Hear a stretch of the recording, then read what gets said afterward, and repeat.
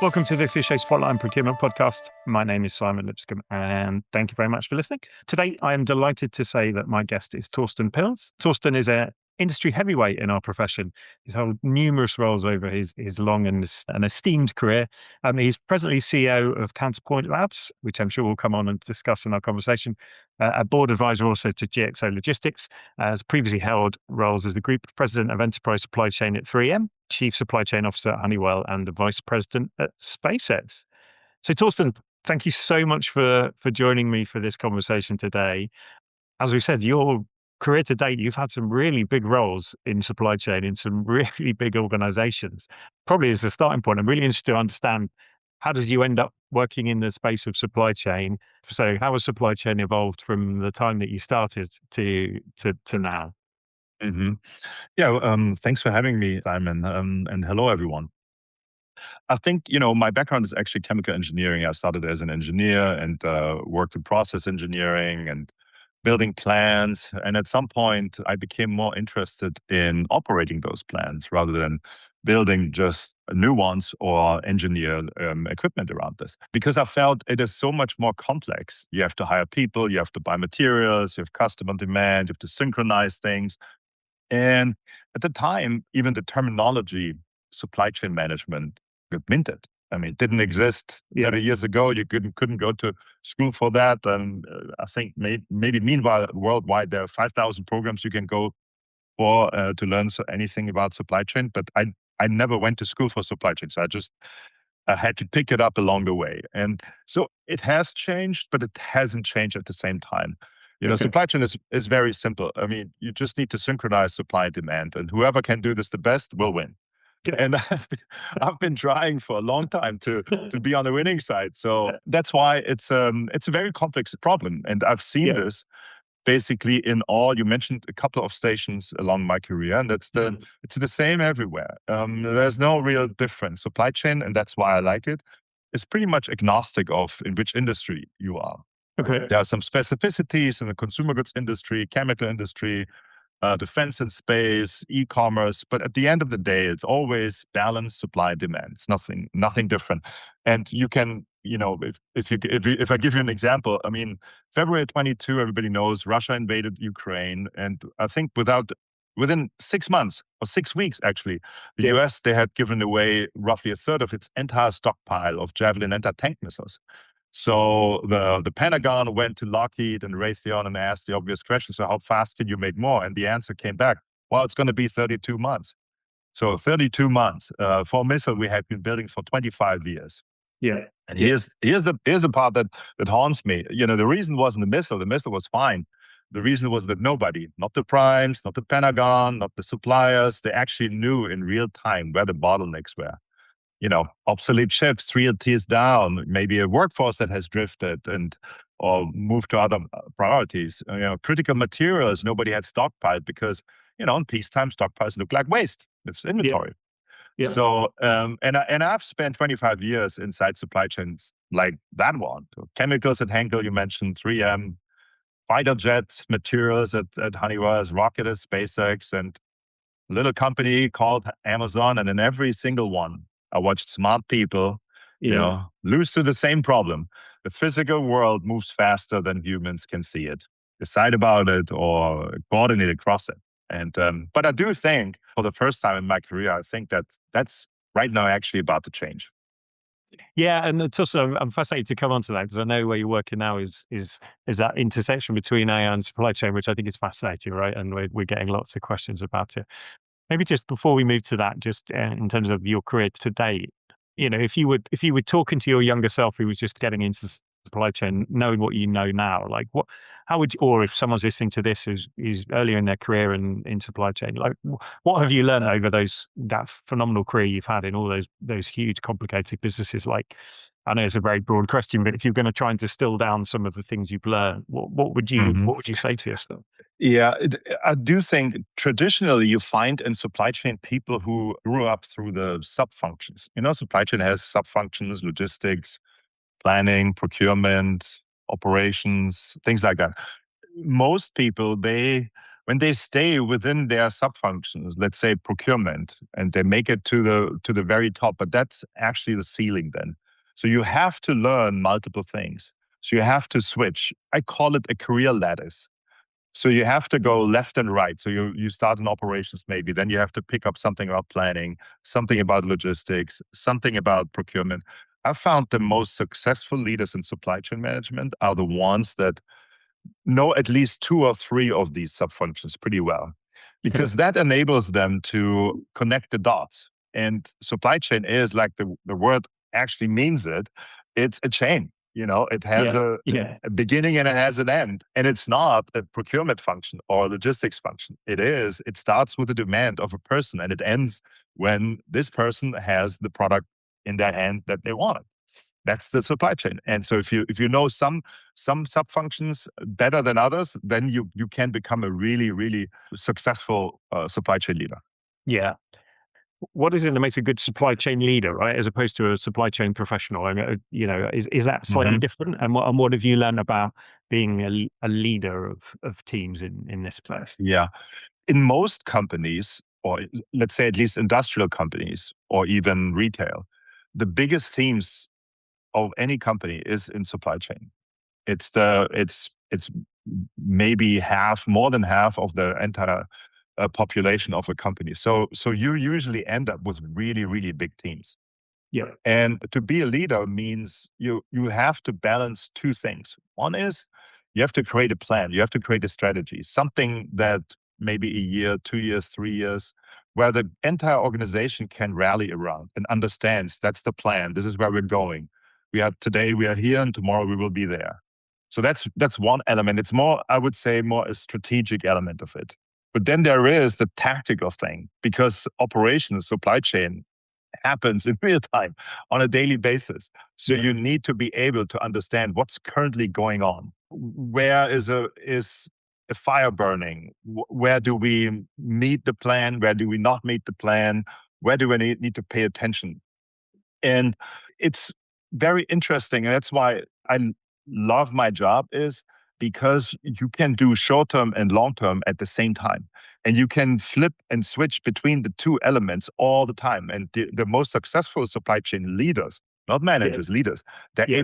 able to do that. And because this is really complicated. Because supply chain is, I mean, there's a million of parameters happening all the time. Right. You need to find out what matters and what doesn't. You can't find out if you're only focused on short term, on what's right in front of you, Yeah. because then you solve the same problem over and over again. You never make really progress. And you can't solve it if you're just high level strategic.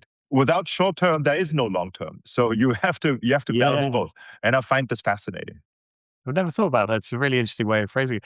You mentioned about your career in supply chain.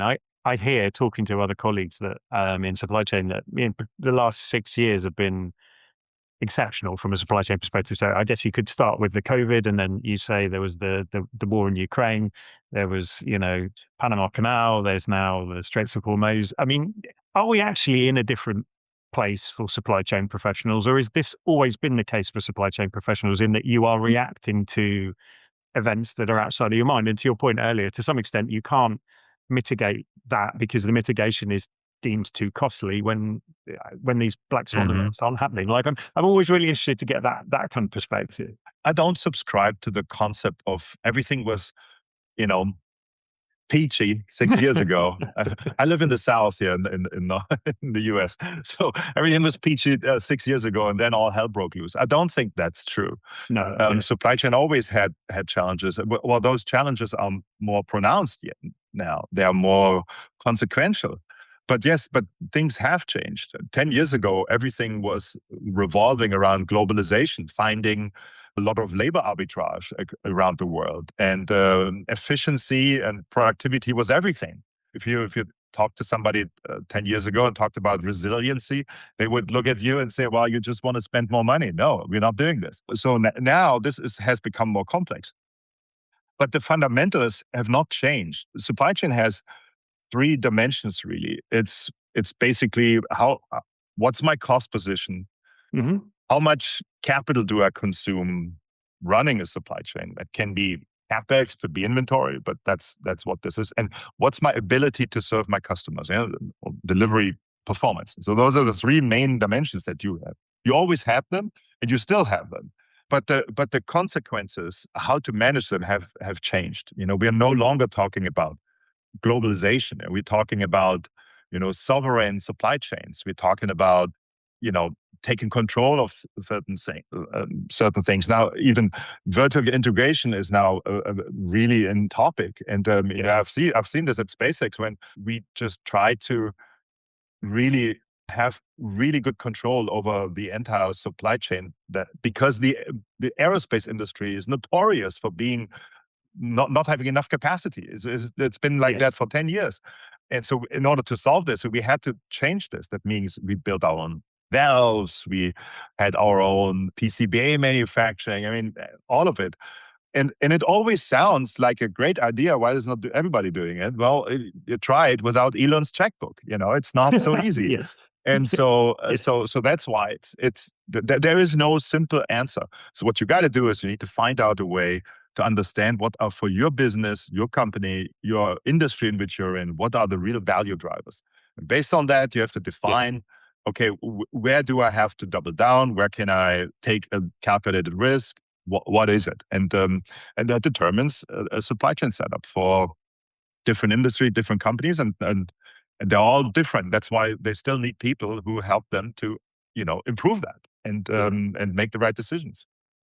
And Torsten, for your experience, are the companies that, I mean, aside from industry, are the companies that succeed the ones that really get supply chain and really do it well? If you understand that this is a value driver for you, there are plenty of industries where it doesn't matter. You need to have a supply chain. It needs to function well enough to be, that you have a right to play in a certain market. But Yeah. in other areas, it's not the case. You really have to have a really strong supply chain. I would argue you know um, the oil and gas industry always understood Yeah. how important it is to manage a supply chain very well. That's why they take control of oil fields, gas fields, oil wells. They understand everything from drilling to distilling. I mean, it's all of it. Upstream, downstream. The big oil companies, they do it all, and the reason why. If they Yeah. don't, they lose. The automotive industry for a long time has thought that it would be, it's not, it's they don't no longer need to do that. They think they just have a bunch of tier one suppliers. These guys have tier twos, tier three, and have a nice day. And they focus on some of the core technologies: motors, engines, design, infotainment, things like that. The aerospace industry is, without a good supply chain management these days, you cannot win in the aerospace industry or aerospace and defense industry. You cannot. It's so capital intense. You Yeah. have to really come up with a strategy to manage this very well. And the days when, in procurement, you just manage a spend cube and then you do a supplier event every other month or every year or something. It's just over. That's not how it works anymore. You're presently CEO of a company called Counterpoint Labs, which is, I believe, at the intersection of AI and supply chain. So I'd love to Mhm. understand a little bit about kind of what that is, how you've ended up in that position. I think in the beginning, I talked a little bit about what's the problem that I've seen over and over again in different companies. I do think that supply chains, by their structural nature, are so complex that there's no humans can actually manage this in real time. Yes. So that's why we have crutches, we have SNOP meetings, we have monthly cadences, we have weekly stand-ups, we have advanced planning systems. But none of them really address the real-time nature of a supply chain. Things happen in real time. Truck doesn't show up, people don't show up, the line breaks down, whatever that is. And so, but AI is about to change that. I truly believe this. I do think for the first time in my career, AI is finally starting to solve those problems so Yeah. that you could envision a more seamless and more touchless supply chain. Okay. And that's what Counterpoint Labs does. So we build systems that do this. It's a AI native, basically, software company that Yeah. helps people doing this. And the reason why we decided to do this is when I was president at 3M, or chief supply chain officer at Honeywell, and I wanted to buy digital supply chain, I can't. There's nobody out there who sells it. You have software vendors that sell you a planning system, a procurement system, a warehouse management system, a transport management system, but nobody is able to give you a system that helps you manage the entire supply chain. It's not made for that. There's no system, no software, nothing out there. That's why even with very advanced planning systems you have in large industrial companies, hundreds and hundreds of planners still there, although it's supposed to be automated. But you need people to kind of manage the exceptions, and Yeah, yeah, and yeah, that's it. Furthermore, in over the last 25 years, I think 85% of all investments went into the demand side of supply chain. Make a better forecast, okay, create a better model to anticipate what the customer might want to buy, and almost none of it went into the supply side. That's why even big companies, planning and execution is not connected. yeah, yeah, You make a plan, a production plan for a week, and then at the end of the week you find out, well, I executed that plan 80%, yeah, and yeah, then you have to do it all over again, and you say, oh, now I make a better plan.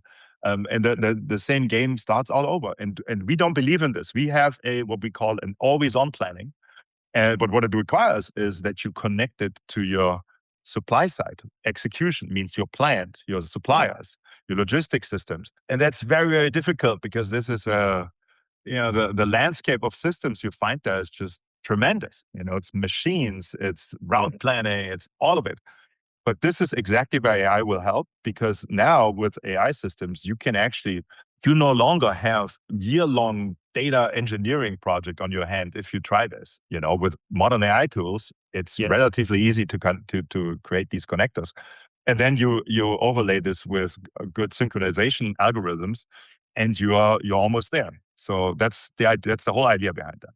I think the thing that's always interesting is getting underneath the kind of the talk to actual kind of use case examples or scenario. Like, have you got, from what you've done to this point, interesting kind of use case scenarios where actually this technology is not only live, but genuinely making huge kind of difference Yeah. to the way people are running supply chain? For the first time, I saw it at Amazon, actually, because at that point, it really changed how I looked at supply chains, because and what technology can do. Because you have millions and millions of SKUs they have to manage. They have billions of shipments. There is no human could do that. I mean, it's impossible. It's physically impossible to do this. That's why they were forced to create a system. And at the time, it was called hands off the wheel planning. This was really what it was supposed to do. That you plan your inventory placement, hands off the wheel. Nobody touches it. The machine does it. It wasn't called AI because at that time it was just machine learning, but it was already the idea was really that we have an more or less autonomous system that tells us where to put inventory and how much. Yeah, And that changed actually my approach to it. And meanwhile, I then learned that in supply chain management you always have to know what's going on. So measuring stuff is super important. And so I became a real techie around this, a real technologist. So there are always people who believe that it's not that it doesn't solve all the problems and it's just the next shiny object, and it's probably true, but I do believe that technology is changing the way supply chain operates. And if you think about use cases, I think one of the strongest use cases right now is vision AI. Vision okay, AI is used in basically replaces quality inspector. And it's very important think about a production line, that you catch a defect, let's say on stage 3 and not in stage 30. It supports everything we've ever learned in operations supply chain management. Don't pass down a defect down the line. It's a principle of lean management. I think vision AI is so powerful, meanwhile, that it is underappreciated to some extent. okay. But cameras and vision systems are actually the key. And the reason why that is they can act like a human would do. You look Yes, at yeah, yeah, things and you yeah, determine, okay, what happens? How many people do I have on this line? I should have 5. Why do I only see 3? Where are the other 2? And so vision systems can help with that too. I do think that's what it is. The other thing is really, I would say, supplier or predictive supplier risk management. That's because in supply chain management, the problem is everybody has relatively good visibility into your tier 1 suppliers. That's Yeah. you have a direct relationship. You know where the systems are. Maybe tier two, but complex supply chains. I talked about defense and space or electronics. They have Yeah. multiple 10 tiers. So the further down the tree you go, the less visibility you have. The only way to do this is with certain AI prediction models. That's just how you do it. So that's what you do. The other one I would say is spend management, tail spend management. It's an AI use case that is really has taken hold. You usually in supply chain management in procurement, you take an 80-20 approach. You Yeah. say, okay, well, 20% of my suppliers, 80% of my spend, I manage them. And you have your category managers around this and all of these things. It's all good. But it means that 80% of your suppliers you never really touch. Yeah. And AI helps with this. AI allows you to manage those without having to add in an army of people here. So I do think that's important. And in the last system, I would just say it's autonomous logistics and warehouse robotics. I mean, the progress that's been made in this area over the last, let's say, even 24 months is absolutely astounding. And it is no longer, it doesn't raise eyebrows anymore if really big companies talk about humanoids robots. 2 years ago, you had said this. If somebody, you would have, yeah, sure. What did you drink? We will never see this. But meanwhile, it's there. It's there. It's coming. And I do think that it's just snowballing at this point. We had, when I was chief supply chain officer of Honeywell, we created a portfolio of potential use cases. So where could we use AI? And we came up with about 120 use cases we could think about it. So the problem was not thinking about where could it be helpful. The problem is where should we execute it first, and where should we implement this? Yeah. And that's what we did. And over the last 2 years, I worked on this repository of where you could use it, and I do think right in front of us, I would say 300 to 400 use cases. Not unrealistic where you would be able to use it, and that's substantial. But what this means is that there's a use case for everyone. If you want to do it, you can. Do it. Yeah. It's also, and because the time probably needs to be my last question. Given all that we talked about, and just going back to perhaps where we started, like if someone coming into supply chain now, are supply chain professionals going to need to look different, have different skill sets in the future, given this potentially absolutely revolutionary kind of technology landscape that's rapidly approaching them? Do you think that changes? Yeah, I do think that the era of procurement specialists, logistics, planning, manufacturing, operations as supply chain leaders, I'm not saying it's over. You will always need them. But I do think the era of thinking about supply chain as a system and apply systems engineering approaches, that's what we are seeing right now. Those are people who are really successful right now that can, draw from different frameworks and understand how the whole machine works. And I do think that's, yes, the era of where you had to have thousands and thousands of people managing this is over too. I do think we'll see smaller teams, less management, less layers in organizations, and it's going to be a huge productivity driver. I'm convinced about that. Yeah. Torsten, thank you so much for joining me. It was a fascinating conversation. Really, really interesting. So yeah, thank you so much for taking the time to share your thoughts and your journey. Pleasure. Thank you. Thanks for listening to today's episode. If you've enjoyed this podcast, please give us a click on the follow button on your chosen podcast platform. We'd also love to hear your views on either future topics or indeed if you've got any thoughts on future guests that we should look to get onto the podcast. Thanks again. See you next time.